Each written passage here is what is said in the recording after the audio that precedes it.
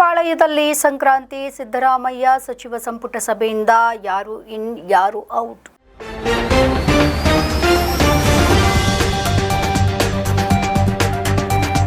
ಕರ್ನಾಟಕ ರಾಜಕೀಯ ರಣರಂಗದಲ್ಲಿ ಇದೀಗ ಕುರುಕ್ಷೇತ್ರ ಶುರುವಾಗಿದೆ.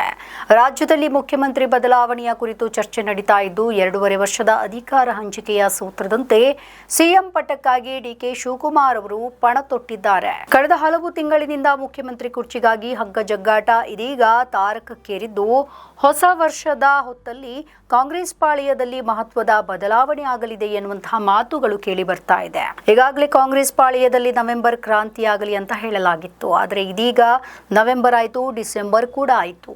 ಇದೀಗ ಜನವರಿ ಸಂಕ್ರಾಂತಿಯ ಗಡುವು ಮುನ್ನೆಲೆಗೆ ಬಂದಿದೆ. ಸಂಕ್ರಾಂತಿ ಹಬ್ಬದ ಸಂದರ್ಭದಲ್ಲಿ ಕುರ್ಚಿ ಕದನಕ್ಕೆ ಮತ್ತಷ್ಟು ರಂಗು ಹೆಚ್ಚಾಗುವಂತಹ ಸಾಧ್ಯತೆ ಇದೆ.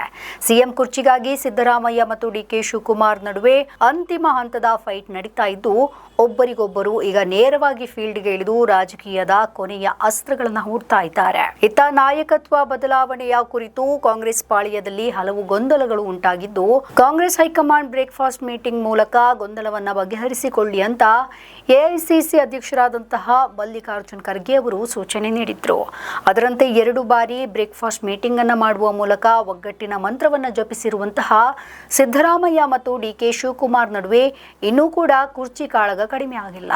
ಇದರ ನಡುವೆ ಸಚಿವ ಸ್ಥಾನದ ಮೇಲೆ ಕಣ್ಣಿಟ್ಟಿರುವಂತಹ ಕಾಂಗ್ರೆಸ್ನ ಹಿರಿಯ ನಾಯಕರು ಸಂಪುಟ ಪುನರ್ರಚನೆಗೆ ಒತ್ತಡವನ್ನು ಹಾಕಿದ್ದು, ಸಂಕ್ರಾಂತಿಯ ಹೊತ್ತಲ್ಲಿ ಸಿದ್ದರಾಮಯ್ಯ ಸಂಪುಟದಲ್ಲಿ ಮಹತ್ವದ ಬದಲಾವಣೆ ಆಗಲಿದೆ ಎನ್ನುವಂತಹ ನಿರೀಕ್ಷೆ ಇದೆ.